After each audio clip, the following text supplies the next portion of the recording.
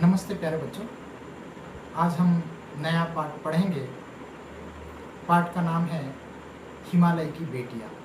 पाठ का नाम है हिमालय की बेटियाँ। उसके जो लेखक है नागार्जुन। तो हम सबसे पहले नागार्जुन के बारे में जान लेते हैं। नागार्जुन का जन्म 1911 ई को वर्तमान मधुबनी जिले के सतलखा में हुआ था। यह उनका ननिहाल था। उनका पैतृक गांव वर्तमान दरभंगा जिले का तैरानी था। इनके पिता का नाम गोकुल मिश्र और माता का नाम उमा देवी था। हिंदी और मैथिली के अप्रतिम लेखक और कवि थे। अनेक भाषाओं के ज्ञाता तथा प्रगतिशील विचारधारा के साहित्यकार नागार्जुन ने हिंदी के अतिरिक्त मैथिली, संस्कृत एवं बांग्ला में मौलिक रचनाएं भी की है तथा संस्कृत, मैथिली और बांग्ला से अनुवाद कार्य भी किया है। साहित्य अकादमी पुरस्कार से सम्मानित नागार्जुन ने मैथिली में यात्री उपनाम से लिखा तथा यह उपनाम उनके मूल नाम वैद्यनाथ मिश्र के साथ मिलकर एकमेव हो गया। उनकी मृत्यु 5 नवंबर 1998 में हुई। उनके कविता संग्रह है युगधारा, सतरंगे पंखों वाली, प्यासी पथराई आँखें, तालाब की मछलियाँ, तुमने कहा था, खिचड़ी, विप्लव देखा हमने, हजार हजार बाहों वाली, पुरानी जूतियों का कोरस, रत्न गर्भ, ऐसे भी हम क्या, ऐसे भी तुम क्या, आखिर ऐसा क्या कह दिया मैंने, इस गुब्बारे की छाया में, भूल जाओ पुराने सपने अपने खेत में। उनके प्रबंध काव्य है भस्मांकुर, भूमिजा। उनके उपन्यास है रतिनाथ की चाची, बलचन्मा, नई पौंद, बाबा बटेश्वरनाथ, वरुण के बेटे, दुखमोचन, कुंभीपात, हीरक जयंती, उग्रतारा, जमनिया का बाबा, गरीबदास। उनका संस्मरण है एक व्यक्ति एक युग, कहानी संग्रह आसमान में चंदा तेरे, आलेख संग्रह है अन्नहीनम क्रियाहीनम, बम भोलेनाथ। बाल साहित्य है कथा मंजरी भाग 1, भाग 2, मर्यादा पुरुषोत्तम राम, विद्यापति की कहानियाँ। मैथिली रचनाएं हैं चित्रा कहानी संग्रह, पत्रहीन नग्न छा, पका है यह कटहल, पारो उपन्यास है, नव तुरिया। बंगला रचना है मैं मिलिट्री का बूढ़ा घोड़ा आदि। तो हम पाठ को देखेंगे। हिमालय की बेटियां। अभी तक मैंने दूर से देखा था, बड़ी गंभीर, शांत, अपने आप में खोई हुई लगती थी, सम्रांत महिला की भांति वे प्रतीत होती थी। तो यहाँ हिमालय की बेटियां नदी को कहा गया है और लेखक कहते हैं कि मैंने आज तक इनको समतल नदी को मैंने देखा था, लेकिन पहाड़ों पर जो नदियों का रूप है मैंने आज तक देखा नहीं था, वो दूर से देखा था। तो वह पहले जब मैंने नदी को देखा था समतल प्रदेश में, तो वहाँ पर गंभीर और शांत, अपने आप में खोई हुई नदी मुझे दिखाई देती थी, जैसे कि एक कुलीन महिला होती है, एक अच्छी महिला होती है, उसके भांति वह नदी मुझे प्रतीत होती थी। उनके प्रति मेरे दिल में आदर और श्रद्धा के भाव थे। उनके प्रति मेरे मन में बहुत आदर भाव था। माँ और दादी, मौसी और मामी की गोद की तरह उनकी धारा में डुबकियाँ लगाया करता था। लेखक कहते हैं माँ, दादी, मौसी, मामी की गोद में जिस प्रकार से बच्चे खेलते हैं, उसी प्रकार उन नदियों में मैं डुबकियाँ लगाता था, उनकी धारा में डुबकियाँ लगाता था, तैरता था। परंतु इस बार जब मैं हिमालय के कंधे पर चढ़ा तो वे कुछ और रूप में सामने थी। मैं हैरान था कि यही दुबली पतली गंगा, यही यमुना, यही सतलुज समतल मैदानों में उतरकर विशाल कैसी हो जाती है। तो लेखक कहते हैं कि मैं जब पहाड़ों पर हिमालय के पर्वत की तरफ गया, वहाँ पर मैं ऊपर गया, तो वहाँ पर मुझे पतली पतली नदियाँ दिखाई दी और मैंने सोचा कि ये जो पतली पतली गंगा है, यमुना है, सतलज नदी है, तो ये मैदानों में जाकर इतनी बड़ी कैसी हो जाती, इतना उनका विशाल रूप कैसे हो जाता है। इनका उछलना और कूदना, खिलखिलाकर लगातार हंसते जाना, इनकी यह भावभंगी, इनका यह उल्लास कहाँ गायब हो जाता है मैदान में जाकर। तो कवि कहते हैं कि यहाँ पर तो नदियाँ जो छोटे रूप में है वो खिलखिलाकर हंस रही है, उनकी विभिन्न रूप भावभंगी दिखाई दे रही है, वह खुशी के मारे उछल कूद कर रही है। तो ये उनकी खुशी, ये हंसना, खिलखिलाकर हंसना मैदान में जाकर कहाँ गायब हो जाता है। किसी लड़की को जब मैं देखता हूँ, किसी कली पर जब मेरा ध्यान अटक जाता है, तब भी इतना कौतूहल और विस्मय नहीं होता जितना कि इन बेटियों की बाल लीला देखकर।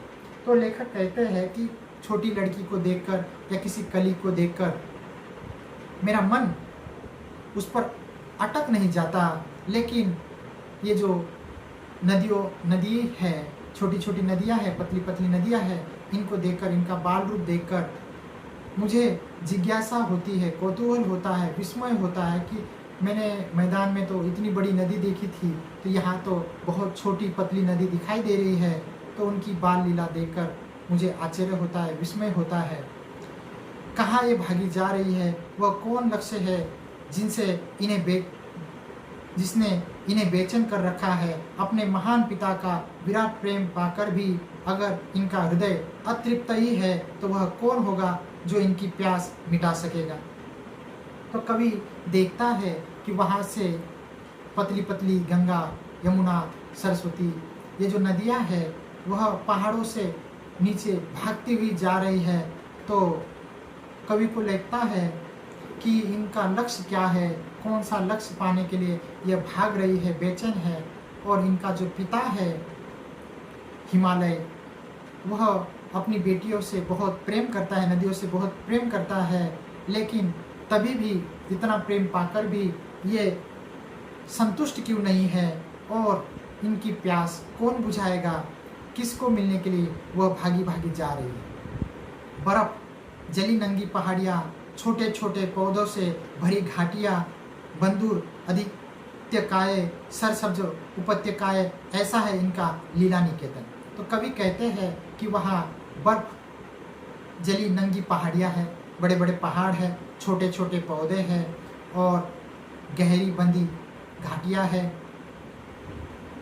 आदित्यकाय गुफाएं हैं, वहाँ सरसब्ज उपत्यकाएं, हरी भरी घाटियाँ हैं। ऐसा इनका लीला निकेतन, ऐसा इनका घर है। खेलते खेलते जब ये जरा दूर निकल जाती है, तो ये जो नदियाँ हैं खेलते खेलते जरा दूर निकल जाती है, तो देवदार, चीड़, सरो, चिनार, सफ़ेदा, केल के जंगलों में पहुंचकर शायद उन्हें बीती बातें याद करने का मौका मिल जाता है होगा। कवि कहते हैं कि ये खेलते खेलते आगे नदियाँ चली जाती है, तो वहाँ पर उनको देवदार, चीड़, सरो, चिनार, सफ़ेदा, केल के जंगल मिलते हैं। और वहाँ पर जाने के बाद वो पीछे मुड़कर देखती होगी, सोचती होगी, पीछे मुड़कर अपनी बातें याद करती होगी। कौन जाने बूढ़ा हिमालय अपनी इन नटखट बेटियों के लिए कितना सिर धुनता होगा। तो कौन जाने कि अपने नटखट बेटियां उसको छोड़कर चली गई है, उन बेटियों के लिए सिर धुनता होगा, पछताता होगा। बड़ी बड़ी चोटियों से जाकर पूछिए तो उत्तर में विराट मौन के सिवाय उनके पास और रखा ही क्या है। यदि हम बड़े बड़े पर्वतों को पूछेंगे, लेकिन उनके पास इसके लिए कोई उत्तर नहीं है, वे चुपचाप है।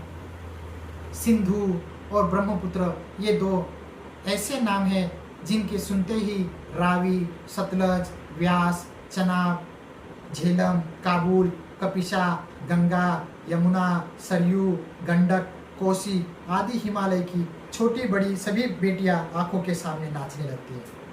तो लेखक कहते हैं कि ये जो सिंधु, ब्रह्मपुत्र इतना बड़ी नदियां हैं, इनका नाम सुनते ही हमें बहुत सारी नदियों की याद आ जाती है। वास्तव में सिंधु और ब्रह्मपुत्र स्वयं कुछ नहीं है। तो कवि कहते हैं कि वास्तव में ये सिंधु और ब्रह्मपुत्र नदियाँ कुछ भी नहीं है। दयालु हिमालय के पिघले हुए दिल की एक एक बूंद न जाने कब से इकट्ठा होकर इन दो महानदों के रूप में समुद्र की ओर प्रवाहित होती रहती है। तो कवि कहते हैं कि ब्रह्मपुत्र और सिंधु ये दोनों स्वयं कुछ नहीं है। हिमालय के दिल से जो बर्फ पिघलता है और उसकी एक एक बूंद न जाने कब इकट्ठा हो जाती है और दो महानदी का रूप लेकर वो समुद्र की ओर बहती जाती है। कितना सौभाग्यशाली है वह समुद्र जिसे पर्वतराज हिमालय की इन दो बेटियों का हाथ पकड़ने का श्रेय मिला। तो कवि आगे कहते हैं कि समुद्र कितना सौभाग्यशाली है कि जिसे पर्वतराज हिमालय की दो बेटियों का हाथ पकड़ने को मिला, दो बेटियों का हाथ पकड़ने को मिला। जिन्होंने मैदानों में ही इन नदियों को देखा होगा, जिन लोगों ने इन नदी को मैदानों में देखा होगा, उनके ख्याल में शायद ही ये बात आ सके कि बूढ़े हिमालय की गोद में बच्चियां बनकर ये कैसे खेला करती है। तो जिन्होंने मैदान में नदी को देखा होगा तो वो जाकर हिमालय की तरफ जाएंगे तो देख पाएंगे कि हिमालय में ये जो नदी जितनी बड़ी दिखाई दे रही है, हिमालय में छोटी बच्चियां हैं और हिमालय की गोद में वो खेलती रहती है। माँ बाप की गोद में नंग धड़ंग होकर खेलने वाली इन बालिकाओं का रूप पहाड़ी आदमियों के लिए आकर्षक भले न हो, लेकिन मुझे तो ऐसा लुभावना प्रतीत हुआ वह रूप कि हिमालय को ससुर और समुद्र को उसका दामाद कहने में मुझे भी झिझक नहीं होती।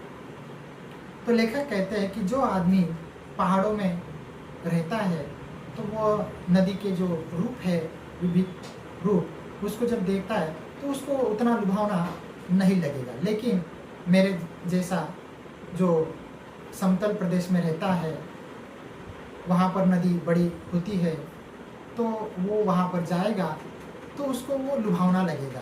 तो मुझे तो वो लुभावना लगता है, तो इसलिए वो कहते हैं कि मुझे ऐसा लगता है कि हिमालय को मैं ससुर और समुद्र को दामाद मैं कहता हूँ। कहने में मुझे कोई झिझक या शर्म नहीं है, क्योंकि हिमालय की गोद में बच्चियाँ खेलती है और वह आगे जाके समुद्र जाकर मिलती है। तो हिमालय की बेटियाँ, हिमालय को मैं ससुर कहता हूँ और समुद्र को मैं दामाद कहता हूँ। कालिदास के विरही यक्ष ने अपने मेघदूत से कहा था, वेत्रवती बेतवा नदी को प्रेम का प्रतिदान देते जाना, तुम्हारी वह प्रेयसी तुम्हें पाकर अवश्य ही प्रसन्न होगी। तो कालिदास बहुत पुराने लेखक है, उन्होंने भी लिखा है नदी के बारे में। वो अपने विरही यक्ष ने अपने मेघदूत से कहा था, वेत्रवती बेतवा नदी को प्रेम का प्रतिदान देते जाना, प्रेम का प्रतिदान लौटाते जाना, तुम्हारी वह प्रेयसी तुम्हें पाकर अवश्य प्रसन्न होगी और तुम्हारी जो प्रेमिका है तुम्हें पाकर अवश्य प्रसन्न होगी। यह बात इन चंचल नदियों को देखकर मुझे अचानक याद आ गई और सोचा कि शायद उस महाकवि को भी नदियों का सचेतन रूपक पसंद था। तो मुझे इन नदियों के छोटे रूपों को देखकर कालिदास की याद आई और सोचा कि उतना महान कवि था, उसने भी नदियों के बारे में सचेतन रूपक उनको भी पसंद था, सजीव रूप पसंद था, इसलिए नदी को सजीव रूप दे दिया उन्होंने। दरअसल जो भी कोई नदियों को पहाड़ी घाटियों में, समतल आंगनों के मैदानों में जुदा जुदा शक्लों में देखेगा, वह इसी नतीजे पर पहुंचेगा। तो लेखक कहते हैं कि जो भी नदी को पहाड़ों पर देखेगा और समतल प्रदेश में देखेगा तो इस नतीजे पर पहुंच जाएगा। काका कालेलकर ने नदियों को लोक माता कहा है। तो काका कालेलकर भी एक लेखक है, उन्होंने नदियों को लोक माता कहा है, कल्याणकारी कहा है।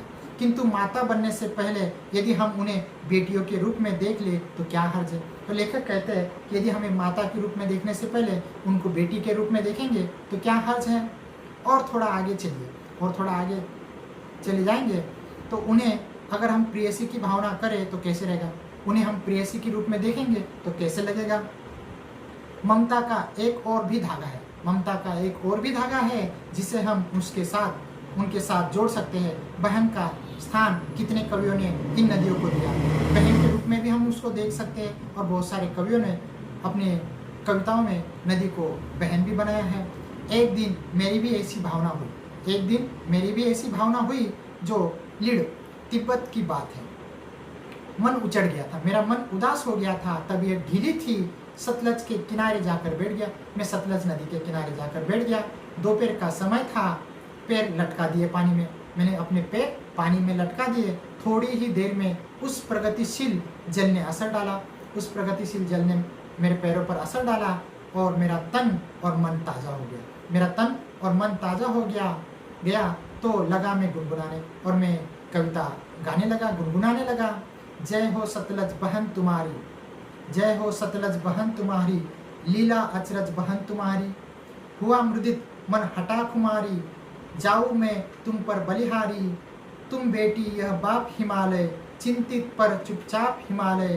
प्रकृति नटी के चित्रित पट पर अनुपम अद्भुत छाप हिमालय। जय हो सतलज बहन तुम्हारी, जय हो सतलज बहन तुम्हारी। इस तरह से कवि ने हमें नदियों के बारे में, पहाड़ों के बारे में बताया। हिमालय की बेटियां पाठ के माध्यम से लेखक ने हिमालय से निकलने वाली नदियों के नाम, उद्गम स्थल, उनके पल पल परिवर्तित रूप से परिचित करवाना चाहा इस पाठ से।